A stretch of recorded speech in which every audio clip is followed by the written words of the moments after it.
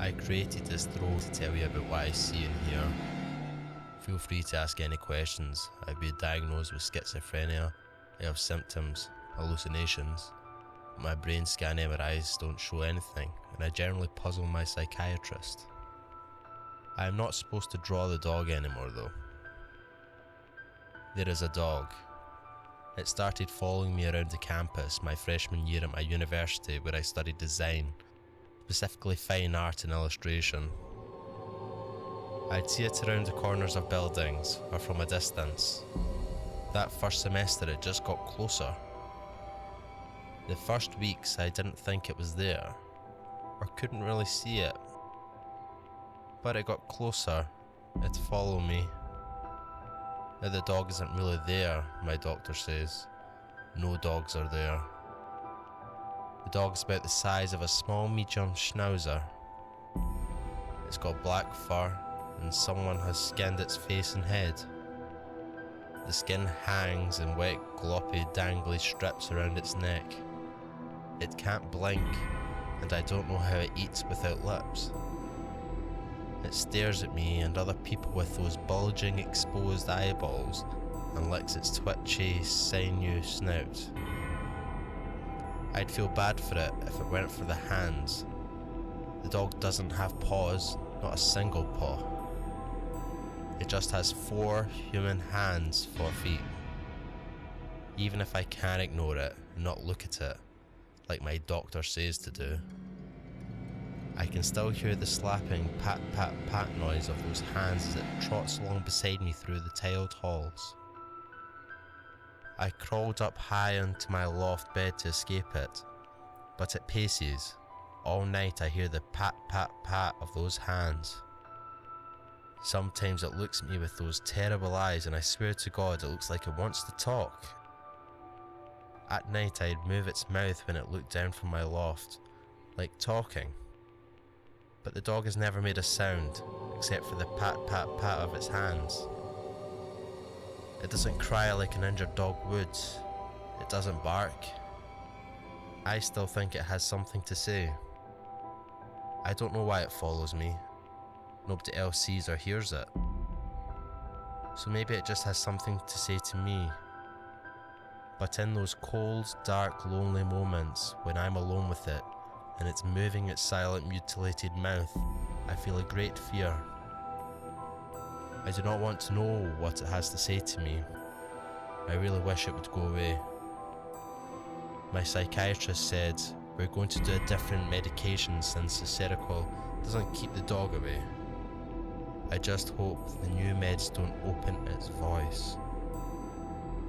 Number 2. Growing up, I had one younger sister named Karen. Karen had some special qualities, as my mother liked to call them. We knew the day she was born she was different. It was short of a miracle she was born, honestly. My mum was 45 and had developed ovarian cysts that prevented her from getting pregnant again. The doctors still have trouble explaining how it happened. Most of them call it an act of God.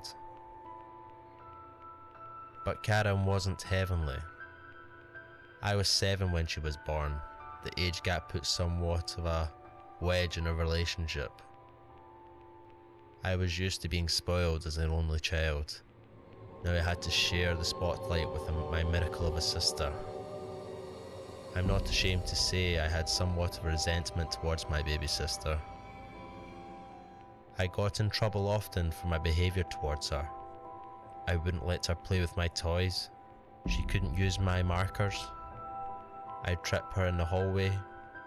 My mother always said she worshipped me and I needed to be kinder towards her. She's a blessing from God. You need to treat her like one, my mother would say as she stroked Karen's head. Karen would sneer at me with vengeance. As most children do, I got over my resentment of my sister when I entered 7th grade. I was 13 and she was 6, and was pretty cute. She was quieter than she was when she was a toddler, cleaned up after herself. She was polite at the dinner table. asked before she used my things, would offer me the last popsicle. I didn't mind Karen as much, and we would watch movies together on Friday afternoons when my parents were at work. The first day it happened. It was the middle of the summer going into my 7th year. My parents had to work summers, and since I had just turned 14, I got to stay home and watch Karen unsupervised. It was a really hot afternoon and we were on the back porch. Karen was in my mum's garden, up to her ankles in mud. She was pickling through the dirt, calling out the bugs she was finding. She was pretty smart for 7. She really enjoyed nature and animals, primarily bugs. I was on my phone talking to the boy I liked at the time, not really paying attention to Karen. She called out, "Black Widow!" I leaped to my feet and sprinted to the garden. "Karen, put that down. Don't let it bite you. They're bad bugs," I tried to say calmly but firmly.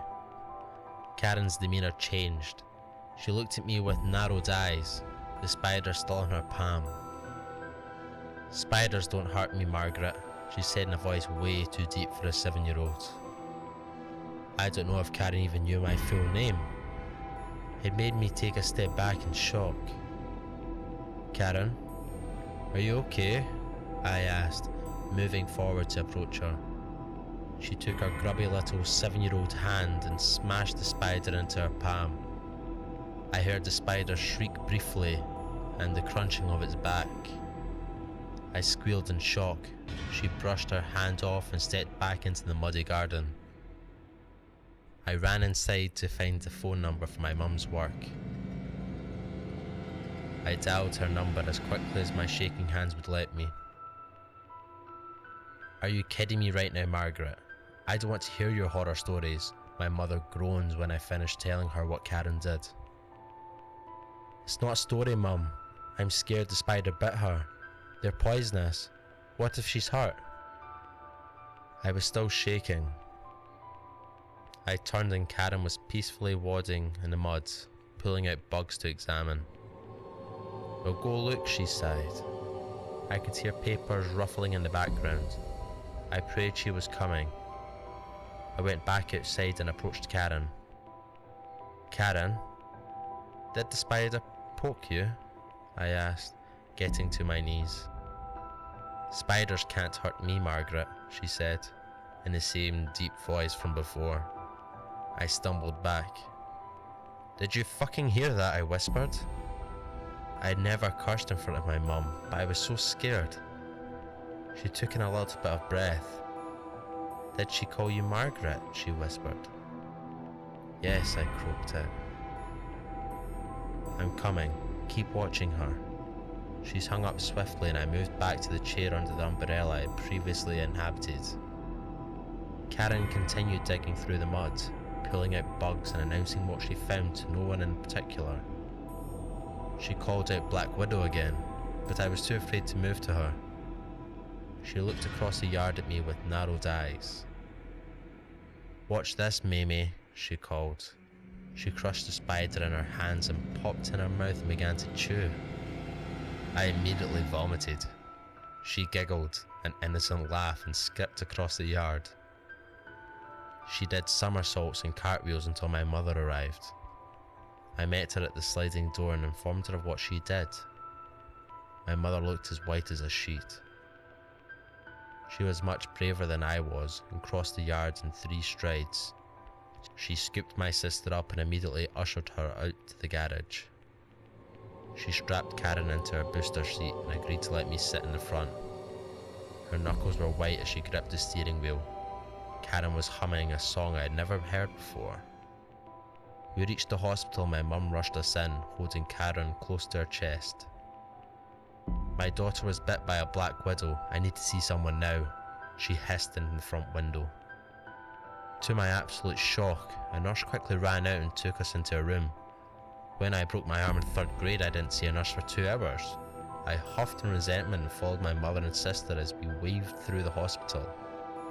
Karen was looking at me with anger. I had told on her. When we reached the hospital room, my mother tried to set Karen on the bed.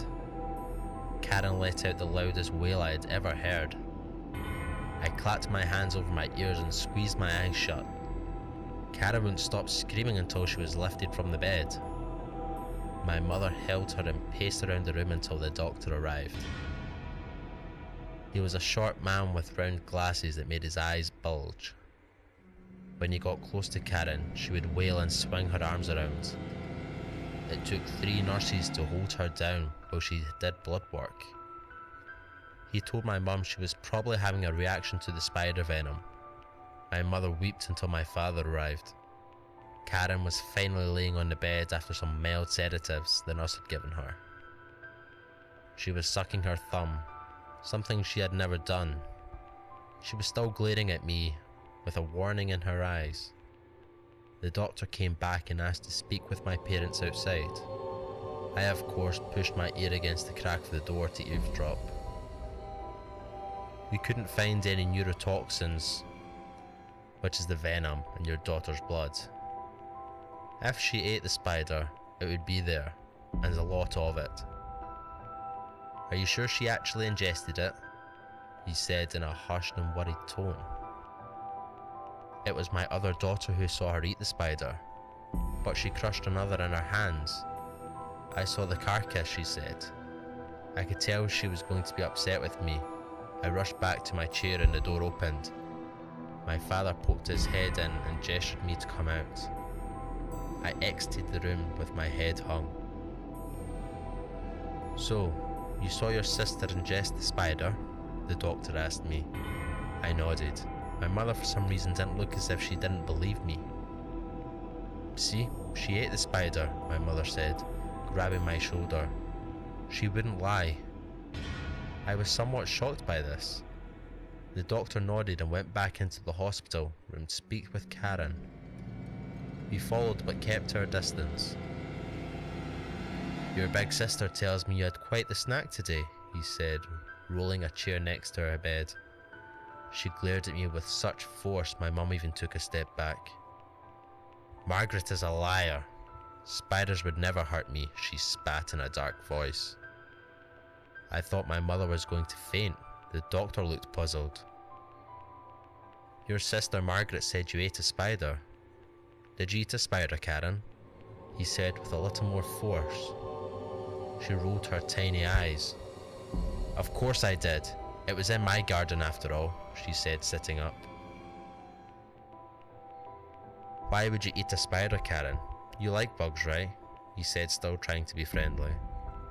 I do, she said, sounding like herself. She started listing off all her favourite bugs in a childlike admiration. So if you like spiders so much, what made you decide to eat one? Knowing how bad those spiders are, he asked. Because, you fucking idiot. Spiders can't hurt me, she spat at him in a dark, twisted voice. It sounded almost like there were 2 voices speaking at once. The doctor looked shocked and disgusted. He stood up swiftly and looked at my parents. I suggest you take her to a mental facility. There's something wrong with your daughter. He left the room quickly.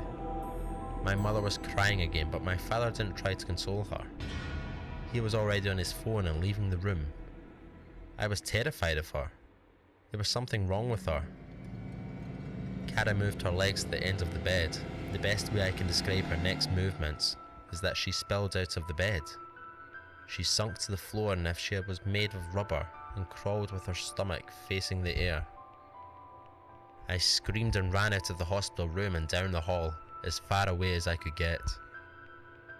Karen never came home.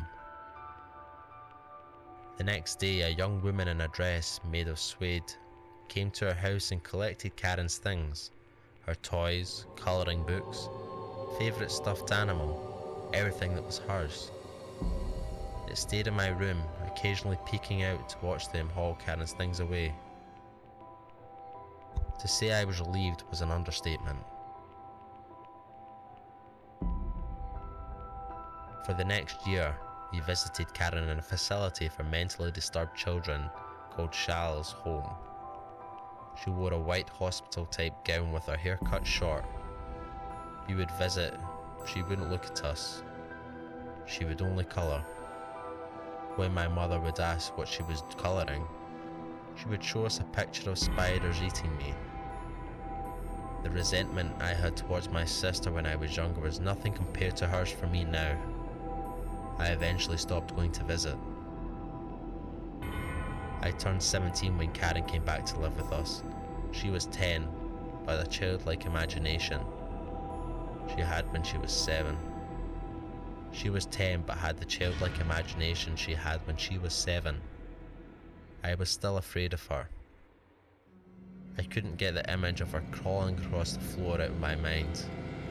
I sat at the kitchen table completely emotionless when she entered the house. She was extremely pale with her hair that reached just below her ears. She entered the kitchen and smiled at me. "Hi, May," she said almost hesitantly. I smiled at her. "Hi, Karen. I'm happy you're home." I lied. I wasn't happy. I was terrified. She rounded the table and approached me with open arms. I stood and gave her a weak hug. I avoided her as much as I could. My mother homeschooled her, so she spent all of her time in the house. She liked to sit at the kitchen table and draw pictures of her family. They were always positive. We would be sitting at the beach or at the park or on the couch. We'd all be smiling, holding hands, saying we loved each other. Every time I saw them, I could only think of the one she used to draw of me being eaten by giant spiders. My mother informed me of what was wrong with Karen a few weeks after she arrived home. She had been diagnosed with schizophrenia, a multiple personality disorder. Sometimes she would turn into a new person. You could see it in her eyes, hear it in her voice. She had 4 personalities, one of them being the dark voice that haunted me often. One of them was a spider, like a legitimate spider. She wasn't supposed to talk about her personalities with anyone but her therapist, but they told us what they could about them. The dark voice name was Paul. Paul was from the dark place, as Karen called it. Paul liked to put her in danger and trick her into doing bad things. It was Paul who ate the spider and cursed at the doctor, not Karen. Her therapist told us. Paul is not a danger to you, only to Karen. I hardly believed it, but we had to. We had to treat Paul like he was just another child only. Paul was my older demon brother who had arrived to stir up trouble. He was like a bad case of herpes. When I referred to Paul as the herpes demon, my mother just about murdered me. Her spider personality was absolutely unexplainable. Her therapist thought it came as a pair with Paul, since Paul liked to stir up trouble and spiders were troublesome. Paul would summon this personality. When Karen was a spider, it was horrifying. She would click and squirm around the room, crawling with her arms and legs sprawled out. It was so terrifying. Her other 2 personalities were relatively harmless. One was named Rebecca, who was a nursing student from New York that liked to correct me when I would bring up topics from my schoolwork. The other was named Damien, who was 3 and just played with toy trains. Damien was my favourite personality because he didn't know any real words, just train and mama. I continued to avoid Karen for as long as I could. I wouldn't speak to her. I'd hardly look at her. My mother turned the guest room into mine so I could be as far away from her as possible. As much as it broke my mother's heart to see me so disinterested with my sister, I would hide away. She understood though. At least I think she did. Karen kept to herself as I did myself. I would only talk to her to ask to pass the salt. On my 18th birthday, things took a turn for the worst. I was ready to move out with my boyfriend, Aidan. Aidan hardly came to the house because I was so ashamed of Karen. Since her return, she was so awkward, uncomfortable to talk to. She spoke in a soft, drawl-like voice that made my skin crawl. She took 5 different medications while her episodes were mostly under control. She would have violent spasms every so often. These were worse than any kind of episode. Her spasms almost always came in the form of a spider. She would scramble across the floor, her mouth clicking and foaming. She chased me into a room one night when I had snuck in past curfew. It was my best friend's birthday and I wasn't allowed to attend her party because I had SATs the next day. I snuck out my bedroom window and tried to slip in at 2 AM without a sound. I locked my door in fear of Karen coming in, so I was able to sneak out a lot. But when I came home that night, my makeshift ladder and bed sheets had disappeared. I huffed and rounded the house for the front door. I searched for the spare key, trying to make a little as noise as possible, and slipped into the house. I thought I was home free, but I heard soft clicking coming from the couch. I knew it was Karen. I tried to tiptoe past the couch and end up the stairs. She leaped from behind the couch with inhumane force. I screamed in fear, wet myself, and sprinted up the stairs. She was moving so quickly and erratically I thought for a second I really was being chased by a spider. My mum was standing in her doorway, angrily tapping her toe, but was quickly in tears as I sped past her to my bedroom with Karen at my feet. "Karen, wake up, come back," she screamed after her. I slammed my door on Karen's prying fingers and listened as she scratched and moaned at it. I heard my mother screaming and crying. I was so petrified. I snuck out my window and stayed at Aiden's for 2 days before I returned home. My mother greeted me at the door with a look of solace. A nurse was sitting on the couch with Karen, drawing blood and taking her temperature. "Karen has the flu. Maggie says that why she had such an episode," she whispered, guiding me with some force to the couch. Karen looked up at me with severe bags under her eyes and vomit-filled bucket in her lap. "I'm so sorry, May," she whimpered for the first time in ages. I saw my real sister looking back at me. I nodded softly. "It's okay, Karen," I said. I meant it somewhere deep down. She cried again and turned away. 2 weeks later, I turned 18 and announced I was moving in with Aiden. He was 20 and already had his own place. I was so mortified of staying in this house, I was ready to move in with 3 boys to get away. At dinner, the night after my birthday, I told everyone. My mother, of course, was devastated, but again understood. My father was unfazed as he had been since Karen's return and simply said he'd get me boxes from his work. Karen, however, slammed her fist down on the plate, completely shattering it, sending shards everywhere, including into her hands. The dark, haunting voice that stared in my dreams came bellowing out of her throat. "Moving, Margaret," she, or he rather, screamed. "You're fucking leaving me with these imbeciles? You mean to tell me you're planning on fucking your tool of a boyfriend every night while I waste away here?"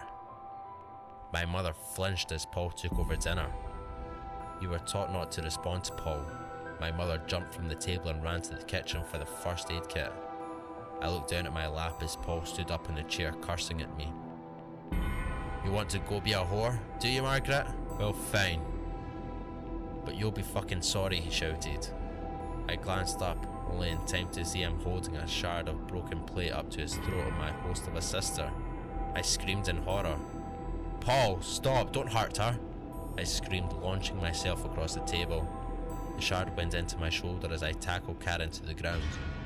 Paul was shrieking obscenities at me as we wrestled. I had never replied to Paul, but he took pleasure in the fact I shouted his name. "Accept it. I'm better than her.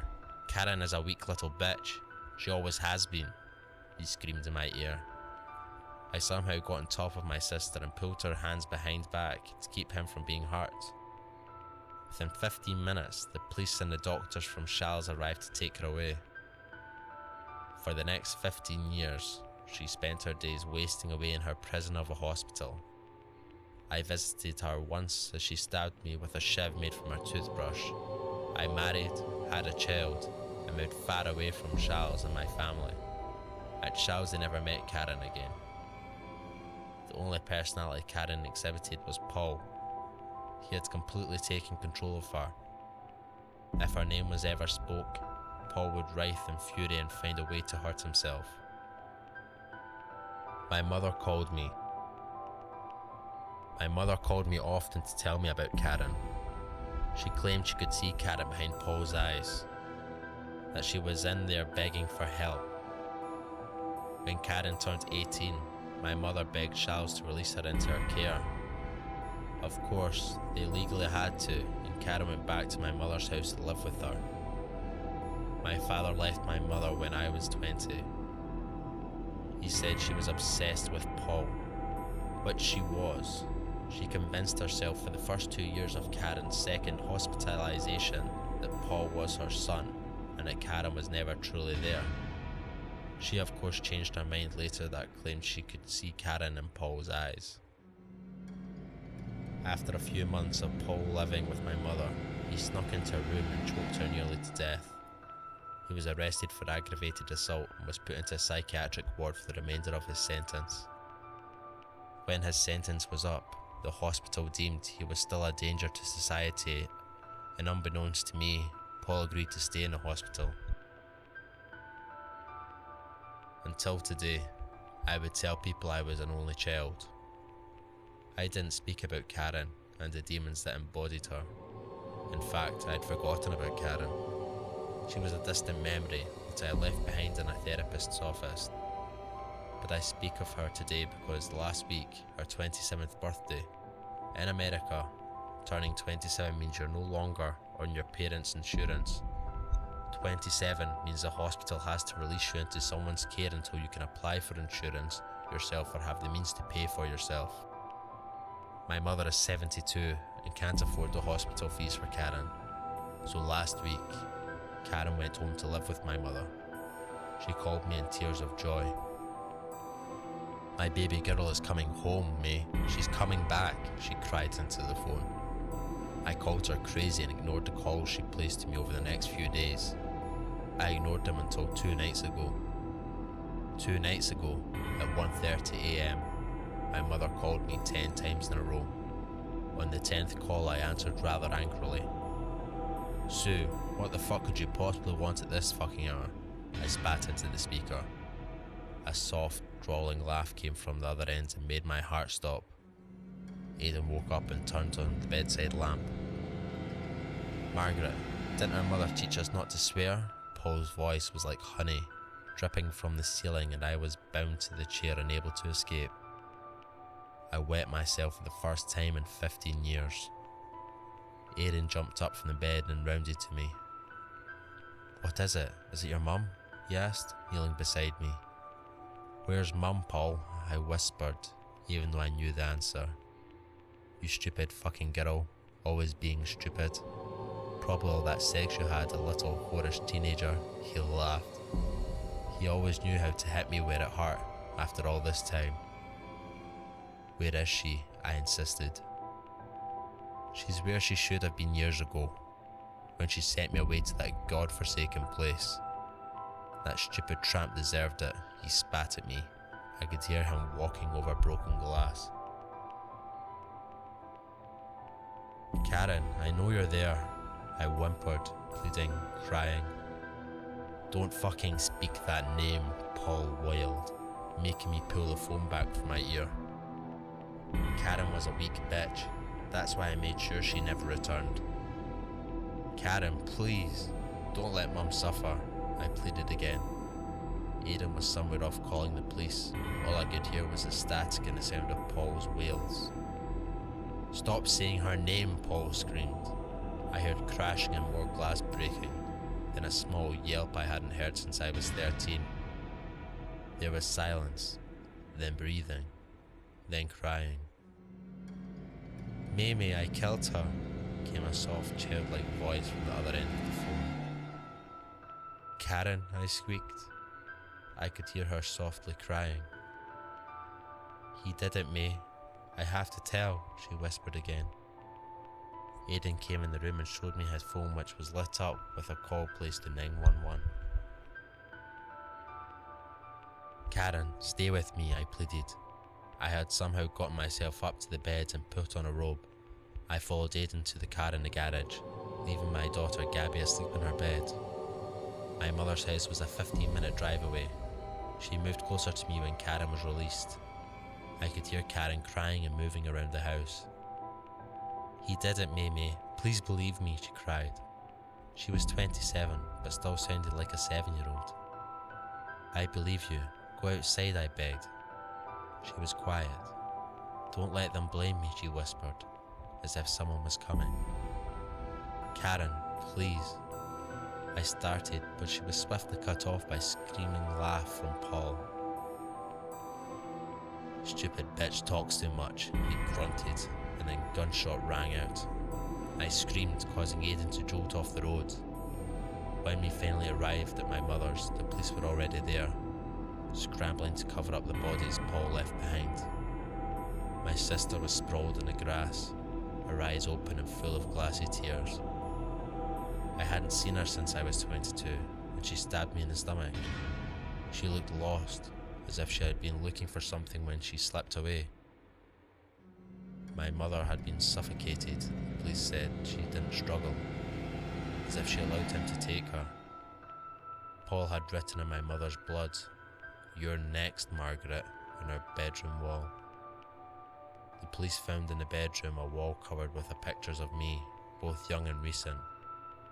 They suspected he had been stalking me, finding the right time to attack. The hospital called this morning to ask me to come in. They had found in the wall of Karen's hospital bedroom a secret stash of drawings and journals she had kept. Most of them contained plots against the people of the hospital, our family, myself. But there was a stack of drawings that she had done on the off chance Karen came out. All of them were her and I holding hands on the beach, saying, "I love you." I used to have a sister named Karen. I wish I could have saved her.